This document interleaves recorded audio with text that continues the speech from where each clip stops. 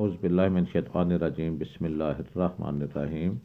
محترم ناظرین اکرام، نور ہدایت دینی تعلیم چینل کی جانب سے آپ سب کو میری طرف سے اور چینل کی طرف سے السلام علیکم ورحمۃ اللہ وبرکاتہ۔ محترم ناظرین اکرام، جیسا کہ آپ سب بھی سوشل میڈیا دیکھتے ہیں اور دیکھتے ہوں گے، ہمارے عالم دین بہت علماء کرام، حافظان قرآن، مفتیان صاحبان سوشل میڈیا پر براجمان ہیں۔ وہ ہم سب کو دین اسلام کی تبلیغ دے رہے ہیں۔ اللہ ان پر رحمت فرمائے اور مزید ہمیں دین اسلام کی تبلیغ دینے کی توفیق عطا فرمائے۔ تو ایک بات جو اکثر دیکھنے میں آتی ہے اور آ رہی ہے کہ ہر علماء کرام دین اسلام کی تبلیغ دے رہا ہے، ہمیں بتا رہا ہے، ہم سن رہے ہیں، لیکن زیادہ تر وہ ہمیں تعلیم کی بجائے ہمیں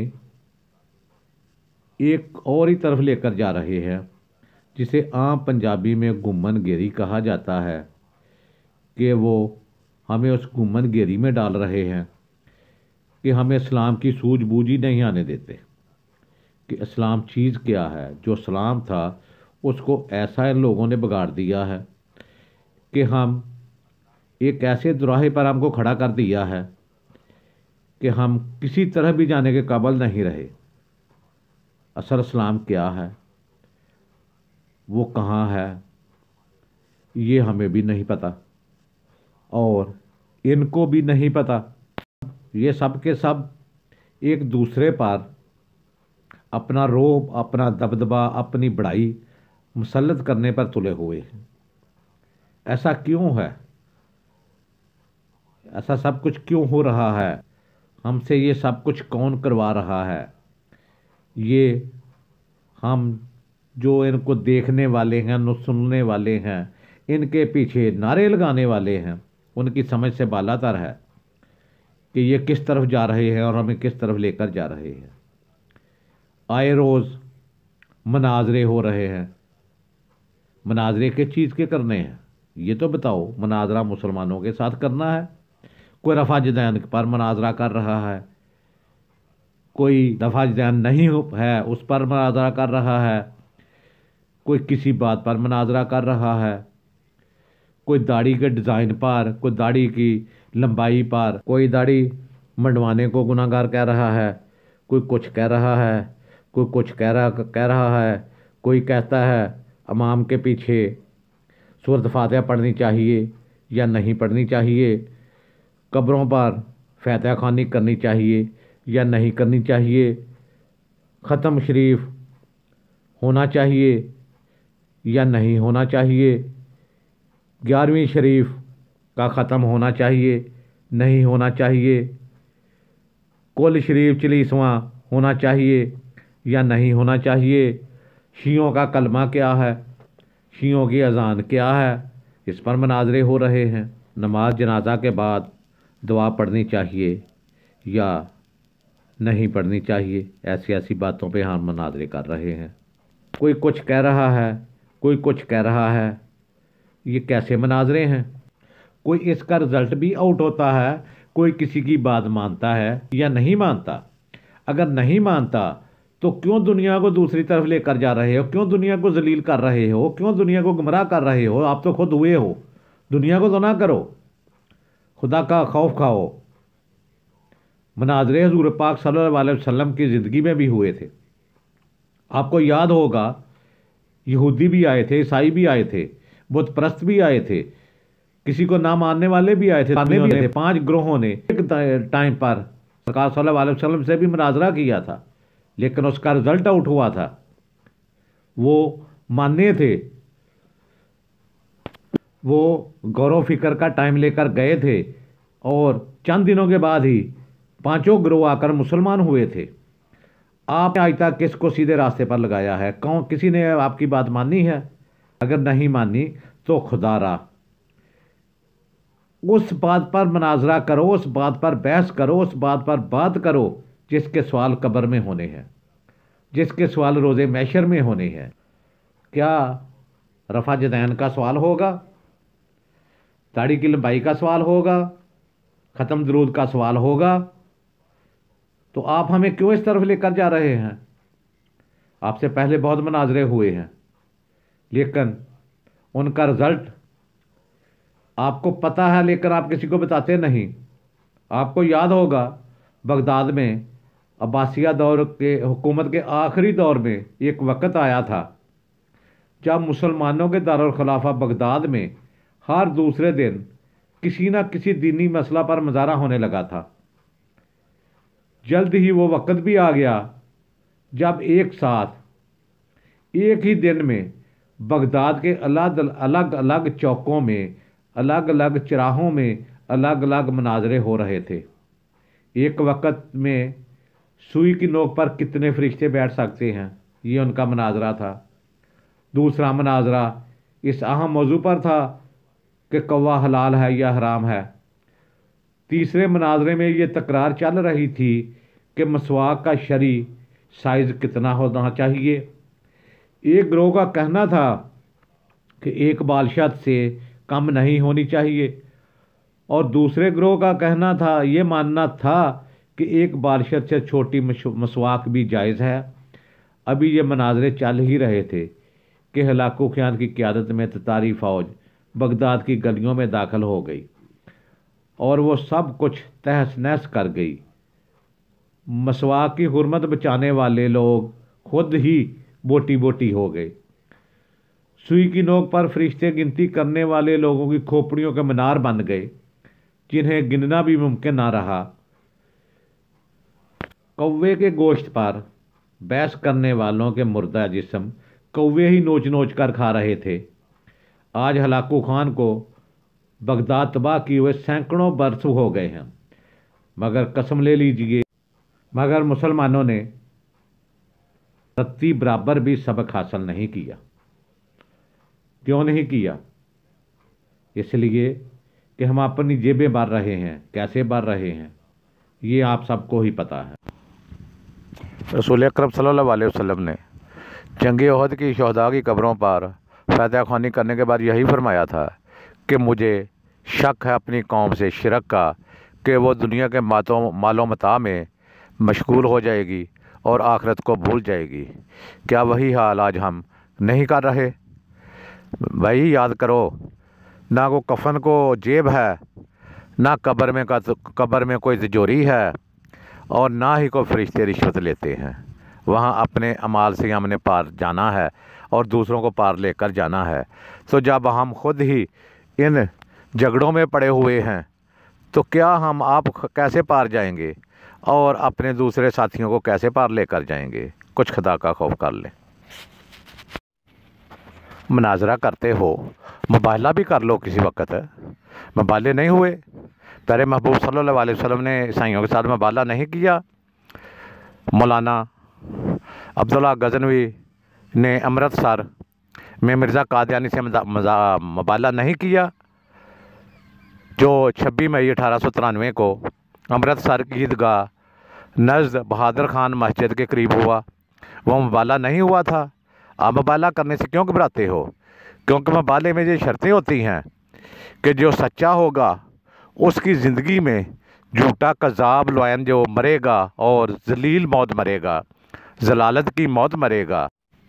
اور مرزا لعنتی لعین کذاب 26 مئی 1893 کو مباہلہ ہوا اور 27 مئی 1908 کو اپنے منطقی انجام کو ضلالت کی موت مر کر پہنچ گیا۔ تو آپ اس لیے ملاحظہ نہیں کرتے کہ ہم اپنے مسلک، اپنے فرقوں، اپنے گھروں اور اپنی بڑائی کو نیچا نہ کرنے کی خاطر ہم جھوٹ بھی بولتے ہیں، ہم سب کچھ کرتے ہیں۔ اس لیے ہم مباہلے سے باغی ہیں کہ مباہلہ بھی تو سنتے رسول صلی اللہ علیہ وسلم ہے۔ اگر مناظرہ سنتے رسول صلی اللہ علیہ وسلم ہے تو مباہلہ بھی میرے پیارے محبوب صلی اللہ علیہ وسلم نے عیسائیوں کے ساتھ کیا تھا۔ تو آپ مباہلہ کیوں نہیں کرتے؟ آپ کو کرنا چاہیے۔ مولانا محمد ثناء اللہ امرتسری نے مرزا غلام احمد کی اتنی تضحیق کی، اتنے اشتہار دیے، اتنا اس کو رسوا کیا، اتنا اس کو ذلیل و خوار کیا دنیا میں کذاب، لعنتی اور جھوٹے مکار کے نام سے، کہ اس نے تنگ آ کر اشتہار دینے شروع کر دیے اور اللہ رب العزت سے خود ہی دعائیں کرنے لگا کہ اگر میں سچا ہوں، تیرا بھیجا ہوا مسیح موعود ہوں، تو مجھ پر رحمت فرما، اور جو جھوٹا کذاب ہے اس کو ہیضہ طاعون جیسی مرض میں مبتلا کر کے موت دے اور میری زندگی میں دے۔ تو یہ اس کے اپنے ہی اشتہار شائع ہوئے، اس نے خود ہی یہ اللہ رب العزت سے دعا کی، تو اللہ رب العزت نے اس کی دعا کو قبول فرمایا اور اس کو ہیضہ اور طاعون جیسی مہلک بیماری میں مبتلا کر کے گندگی کے ڈھیر پر اس دنیا فانی سے لے کر گیا اس لعنتی کو۔ تو یہ ہے مباہلے۔ اور مولانا امرتسری، ثناء اللہ امرتسری صاحب، جو 1918 میں اس دنیا فانی سے اللہ کے فضل و کرم سے نیک موت مرے، یہ ہے مباہلے۔ آج کا ہلاکو خان ہمیں پھر میں لڑا رہا ہے۔ آج ہم مسلمان پھر ویسے ہی مناظرے سوشل میڈیا پر یا اپنی محفلوں، جلسوں اور مسجدوں کے ممبر سے کر رہے ہیں کہ داڑھی کی لمبائی کتنی ہونی چاہیے، یا پھر پجامہ کی لمبائی ٹخنے سے کتنی نیچے یا کتنی اوپر شرعی اعتبار سے ہونی چاہیے، مردہ سن سکتا ہے یا نہیں سن سکتا، امام کے پیچھے سورۃ فاتحہ پڑھنا جائز ہے یا نہیں، قوالی اور معاشرے کرنا ہمارے مذہبی فرائض میں شامل ہونے لگے۔ فرقے اور مسلک کے ہمارے جھنڈا بردار صرف اور صرف اپنے اپنے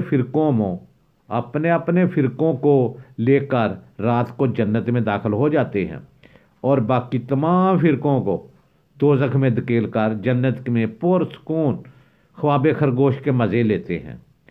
اور دور حاضر کا ہلاکو خان ایک ایک کر کے مسلم ملکوں کو نیست و نابود کرتا ہوا آگے بڑھ رہا ہے۔ وہ آپ کو نظر نہیں آتا اور آنا بھی نہیں چاہیے آپ کو۔ افغانستان، لیبیا، عراق کے بعد شامی بچوں کی پھٹی لاشوں کی گنتی کرنے والا آج کوئی نہیں ہے۔ بے گناہوں کی کھوپڑیوں کے مینار پھر بنائے جا رہے ہیں۔ برما، فلسطین اور کشمیر کی حالت زار ایسی ہے کہ زارو قطار روک کر بھی دل ہلکا نہیں ہوتا۔